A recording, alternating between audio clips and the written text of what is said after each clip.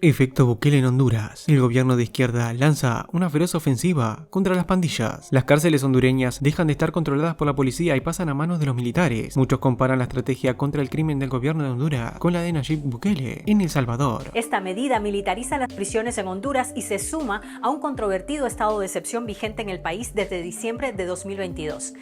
Y es la respuesta a una ola de violencia en las últimas semanas en uno de los países de América Latina más golpeados por las pandillas y el narcotráfico. La presidenta Xiomara Castro puso a la policía militar a cargo de las prisiones del país y anunció medidas de seguridad que incluyen raids, detenciones, puestos de control de 24 horas y toque de queda. Dar las facultades a la Policía Militar de Orden Público de llevar a cabo la operación Fe y Esperanza de retomar el control, la gobernabilidad, la dirección y manejo de los diferentes centros penales. Un fuerte operativo se inició el miércoles 28 de junio en los centros penitenciarios de Honduras. La policía militar del país centroamericano tomó el control de las cárceles con el fin de desmantelar a las bandas criminales que operan desde allí. En las imágenes distribuidas por el gobierno liderado por Castro, aparecen cientos de prisioneros tatuados y descalzos, sentados con las manos detrás de la cabeza, mientras son vigilados por los militares. Estas imágenes recuerdan a las de los pandilleros del país vecino, El Salvador, que en febrero de este año fueron trasladados a la megacárcel inaugurada por el presidente Nayib Bukele. De acuerdo con el secretario de Estado de Defensa Nacional de Honduras, José Manuel Zelaya Rosales, el operativo denominado Fe y Esperanza pretende que estos centros dejen de ser escuelas del crimen. Nuestra misión es derrotar el crimen organizado que está en las cárceles, dijo a través de su cuenta de Twitter. Los oficiales hondureños decomisaron armas, teléfonos satelitales, granadas y droga, entre otras cosas, de la celda de los prisioneros. El plan es que las Fuerzas Armadas tengan el control de las cárceles por un año. La acción militar ocurre días después de que 46 reclusas murieran calcinadas y tiroteadas en un motín entre supuestas integrantes de las pandillas rivales, Barrio 18 y Mara Salvatrucha, en una cárcel cercana de Tegucigalpa, la capital de Honduras. La medida llega como respuesta a una ola de violencia que ha vivido el país en las últimas semanas.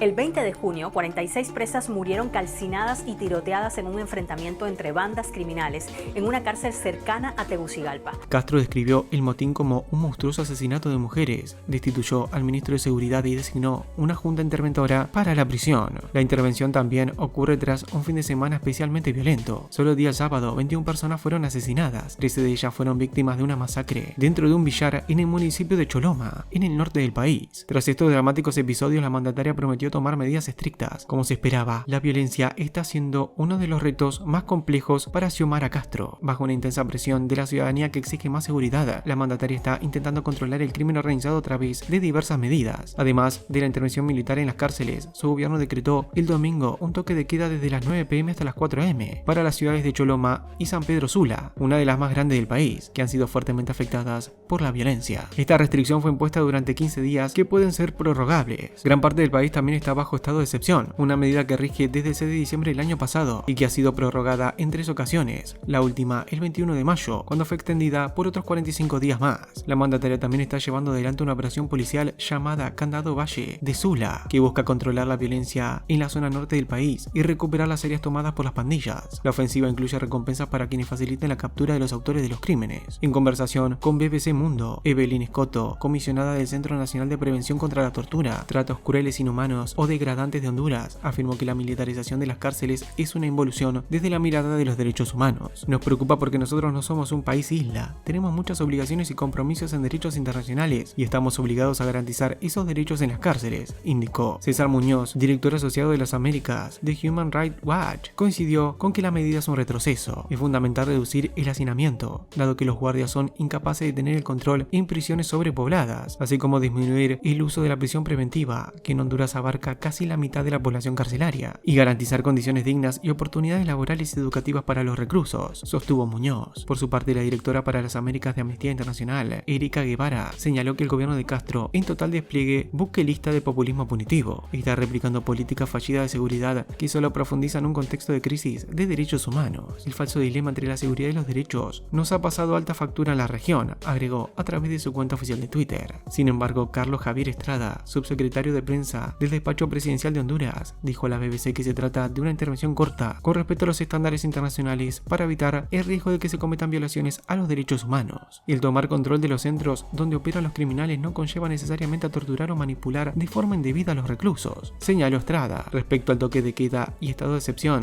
Evelyn Scotto cree que con ello no se está solucionando el tema de fondo. Esto se debe solucionar con políticas. Tenemos problemas de narcotráfico, extorsión, pandillas, y cada delito tiene sus propias articulaciones y deberían atacarse de una manera diferente, dijo. Además, la comisionada advirtió que en algunas zonas se están generando detenciones por mera sospecha. Hay una estigmatización hacia las personas, agregó. Sin embargo, según las autoridades hondureñas, el estado de excepción ha permitido identificar y capturar a pandilleros que lucran con delitos como el narcotráfico y el tráfico de armas, robo de vehículos, femicidios y lavado de activos. Todo esto ocurre en el contexto de la guerra contra las pandillas que lleva adelante el presidente de El Salvador, Nayib Bukele, y cuyo país comparte frontera con Honduras. Históricamente, El Salvador y Honduras han tenido una de las mayores tasas de asesinatos del mundo y sus habitantes han sufrido durante años la inseguridad. El Salvador lleva más de un año bajo un régimen de excepción cuestionado por organizaciones de derechos humanos, pero aplaudido por la mayoría de los salvadoreños por disminuir el crimen y los homicidios, según datos del gobierno. La popularidad de Bukele también alcanza a amplios sectores hondureños que miran con buenos ojos cómo el presidente vecino está liderando la guerra contra las maras. Eugenio Sosa, sociólogo del Instituto Nacional de Estadística de Honduras, dijo que lo que está haciendo El Salvador le imprime presión a los gobernantes hondureños que, al ver que en el país vecinos funcionan algunas cosas, tienen la motivación para desarrollar aspectos parecidos al modelo de Bukele. Sin embargo, el vocero del gobierno, Carlos Javier Estrada, descartó que la política de Castro copie al pie de la letra la estrategia de Bukele. Aunque Bukele ha disminuido drásticamente la criminalidad, reduciendo el número de homicidios, ha sido criticado por la ausencia de un plan a futuro más allá de las medidas de excepción.